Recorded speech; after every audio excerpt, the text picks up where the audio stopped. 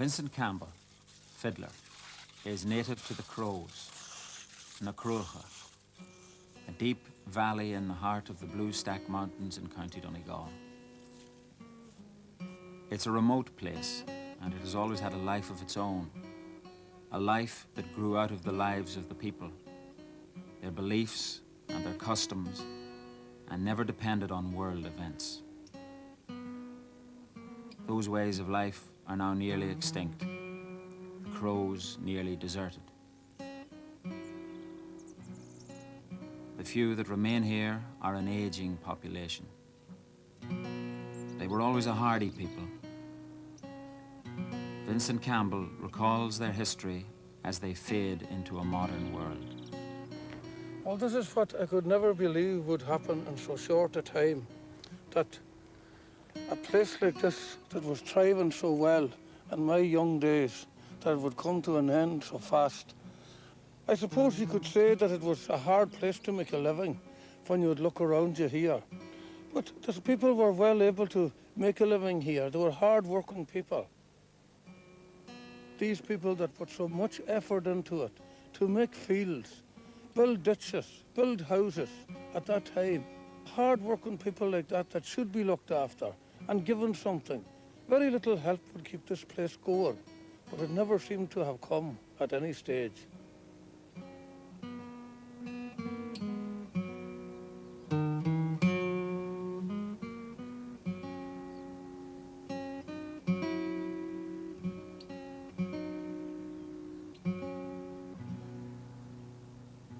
As far as we know, the first people that came here to this area, they were Mickaloons, and they came from Tyrone around the time of the planting of Ulster. There was nobody here before that, and all the Mickaloons had Irish at that time. And some of their relations in later years were still living in parts of Tyrone that used to come up to visit them, and they had Irish as well. And then that's how the people started to plant here. They came McHughes, and they came Quinns, and they came Wards, and they came Givens. There was McGinleys, there was Chambers, there was Helfortys, there was Tummoneys, there was Conahans. Well, most of them lived. The old crowd stayed on until they died. Any of the young crowd that ever left Crows never came back because there was nothing to come back to. I was just thinking as I was passing here, looking at this house, there was a character lived here one time, and he was known as Brian Anna. And there was a story told that he was down in Glenties one day. He was fond of drink. So he met my grandfather, Charlie Hundy-Voe, and the two of them started drinking. So on in the day, they started running out of money.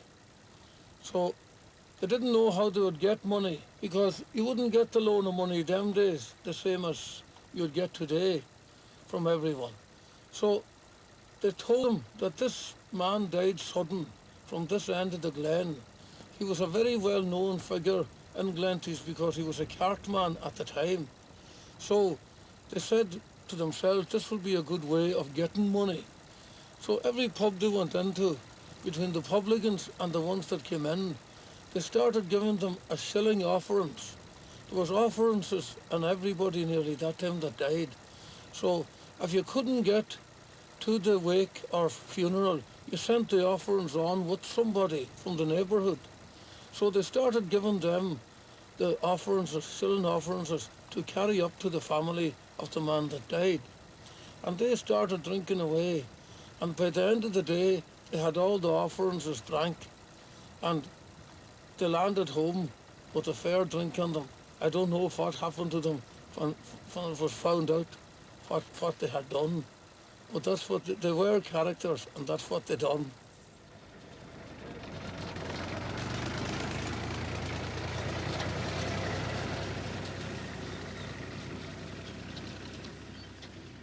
I remember people living in this house, and I remember the last of them.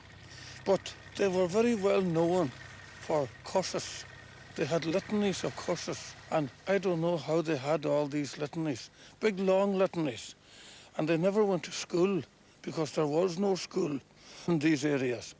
So if you done something wrong on them, they would curse you with one of these litanies. They believed that that curse would fall on you and all that harvest times and things like that, so that you wouldn't get the harvest if you did something wrong on them. The same way, if it was the springtime, they would have a curse that your crops wouldn't grow. I never knew where they got all this, but I guarantee you they had as much as any priest nearly has today, modern priest that would go on an altar to read mass. Oh yes, if they went out to curse you, I seen them myself. Some of them would go on their knees while they were cursing you. And then when they got up, they would wipe their shoes in the grass. People were afraid of them because they believed if they really was in the wrong that the curse would fall. They were really afraid of them.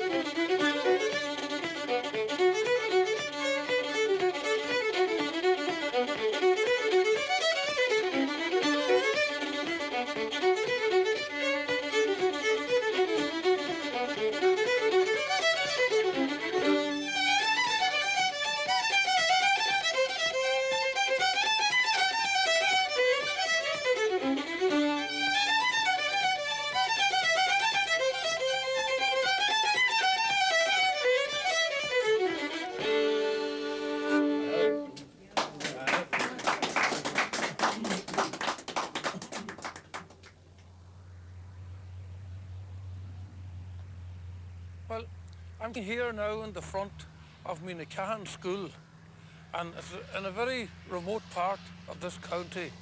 But when the house dancing stopped mostly or kind of died out in this part of the country, they started giving their local dances in the local schools. There wasn't that many dance halls built at the time, so the school was the nearest place. But one night, they had a dance in this school that we're at, and at that time it was local musicians, or maybe they would have a little bit to travel. And if they had a bit to travel, they would have a bicycle. So this night, particular night that they had a dance here, the two musicians had two bicycles. So on the way to the school, the bicycles got broke down. One of them got punctured, and I think, as far as I heard, the free wheel or something started giving trouble on the other one. So they never could reach the school. But the crowds gathered here, waiting on them, of course. And on about 10:30, they all started getting very confused about no music. And this fella, he was a lilter. He was James Tolan from Tieflaw. And your man that was sort of running the dance, he went to James and he asked him, could he do something for him for a while? Could he lilt until the musicians would come? So James says, certainly. So he started to lilt, and he lilted on until 12 o'clock, and no musicians landed. So James started to get dry. The crowd got big in a small place like this, and it was getting warm, and James decided that he wanted a drink of water. So a man went next door and he got a pandy, a small pandy of water for him. But that didn't last long, of course, until James had the water drank, and he was dry again. So this other man says that he would do a better job. He went next door and he got a big pandy. But these pandies used to hold about over a half a gallon, maybe some of them. So he told the other fellow to get a bucket, and he got the loan of a spoon himself, along with the pandy, and he went up, and he sat beside James, for he was lilting.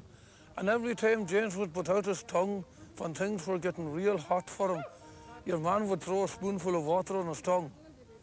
And that's how he kept the thing going, and that kept going until 7 o'clock in the morning. The musicians never came. So you can see for yourself how cheap it was to keep music and things going in them days, for it was wanted.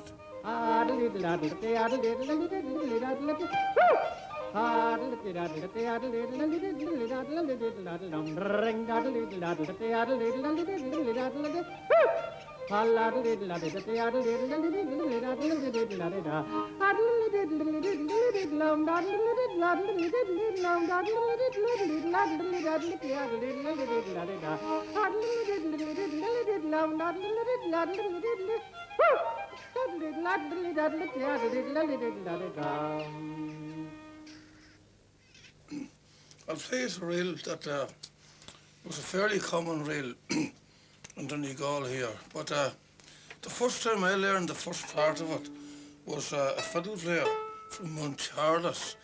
He was known as John Cunningham, John the Blacksmith, as he was known locally. So I learned the second part of it of Johnny Doherty about a week after. But this tune is called The Silver Spire.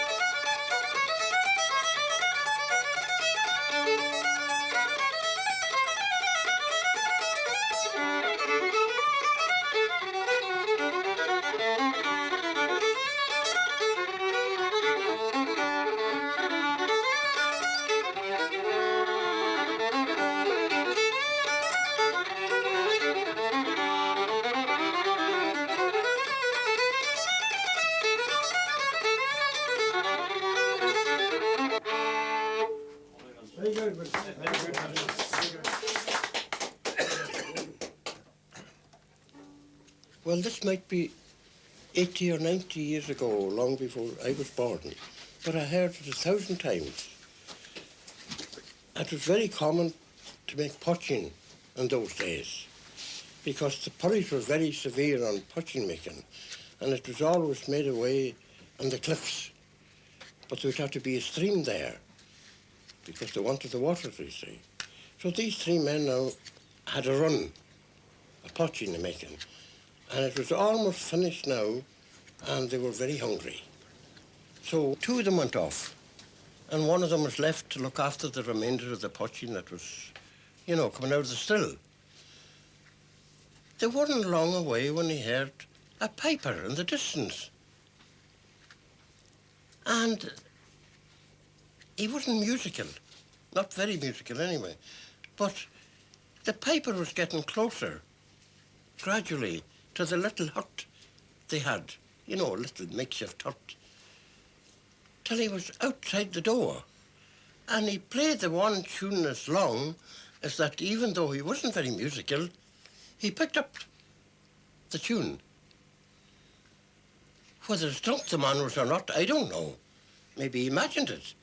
But it was told time and again down the years that he did actually hear this tune being played. I don't know. So I can play the tune. So can James too. It's that little simple, you know. Would you play it? I know, play the tune. I don't know it all. I like it now, isn't it? It's only a simple little tune, you know. Go on. No, I don't know the I tune. know, we played it 150 times. I didn't believe you.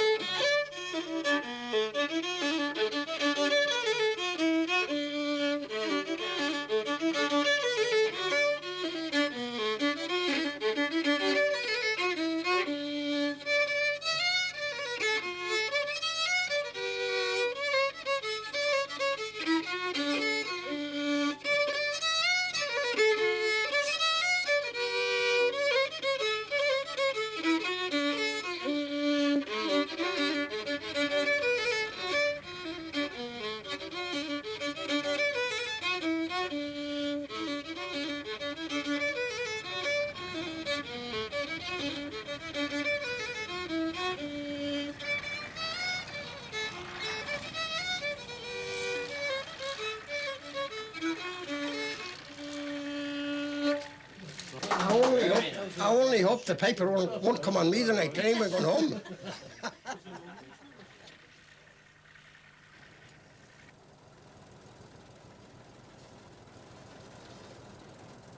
They never brought the light in until a few years ago, and there was nobody nearly left in Crows. That light should have been here 40 years ago, when there was people here. They never tarred the road down Crows until a few years ago as well. So that's why the Crows died out. It was a shame to my mind, and I'll never forgive them for that.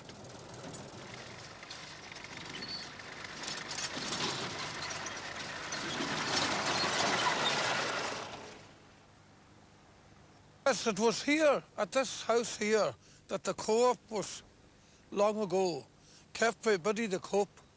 And Biddy herself never went to school much. So she had very little education, and she was very much stuck for somebody to do up books and that, because at that time people got the stuff for maybe 3 months, maybe 6 months, and paid after selling a few sheep or a few cattle. So this man down the road, he had plenty of education. So he was slightly younger than Betty. So she didn't know how she could get in with him so that she could get him as a husband and have a cheap man to do up her books, because there wasn't that much money to pay these kind of clericals for office work. So anyhow, Betty let him run a bill so that after about 6 months or more, she got in with him better, and she started taking him in for tea. And I don't know, was it her put on the date with Johnny first, or was it Johnny put it on to her with her?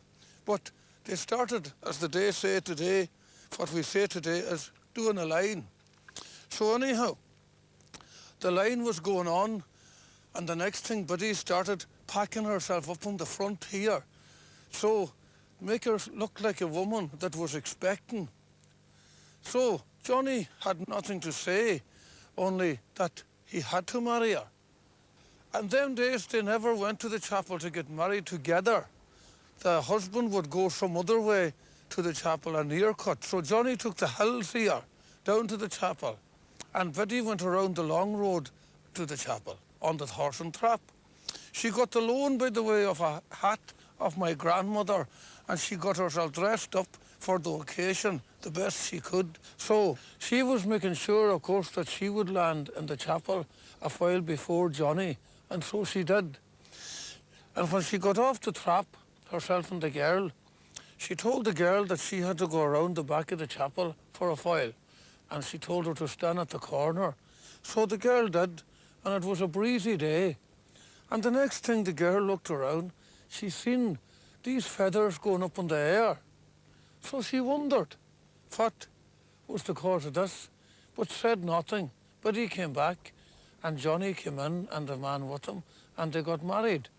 But little she thought that it was the pillow full of feathers that Biddy had here in the front to make Johnny think that he had her expecting, that she was getting rid of in the back of the chapel.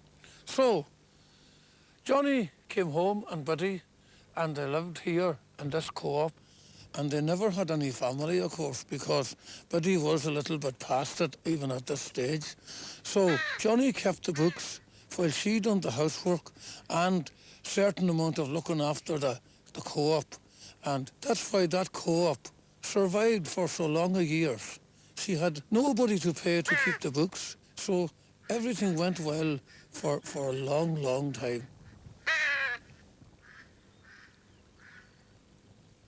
Well, in Crows in the old days, all the weddings and that was kept in the houses, as people know, in most places around this area. So these two were getting married. One of them was John McAloon, well known as John O'Shan. And the wife she was a ward, but she was well known as Anna John Hett. So the night they got married anyhow, or the day they got married, that night, actually, there was a house dance for them. So at the house dance for a wedding that time, it was always the custom that the bride and groom would be asked out to dance, some special dance during the night. So they were asked out to dance this dance, and it happened to be an old polka. And this old polka, there was never a name for it up till that. So after that, it was well known till this very day as John O'Shan agus Nín John Hett. But this is the polka.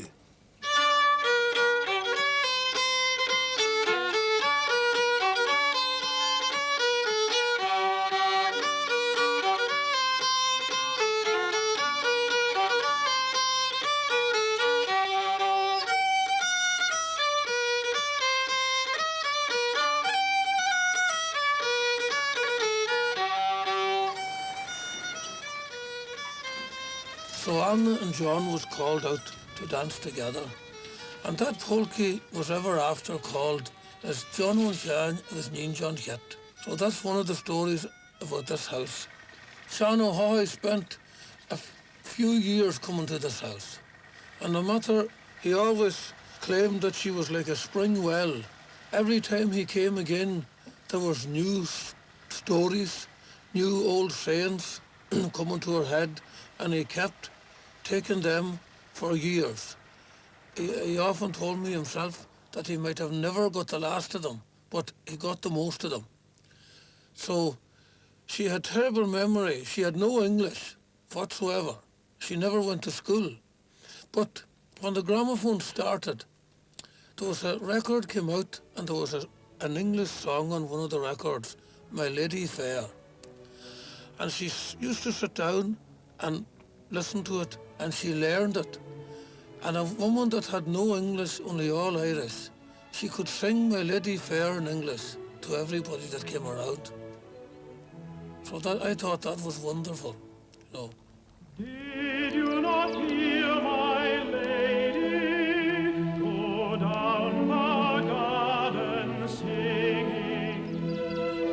Blackbird and thrush were silent to hear the alleys ringing.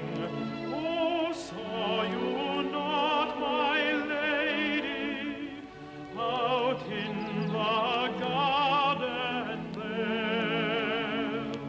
shaming the rose and lily, for she is twice as fair.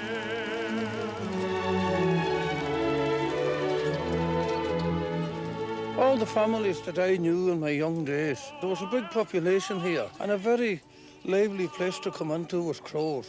There was house dancing in every house several times a year. They had music, they had song, and they had all the traditions that Ireland could ever have.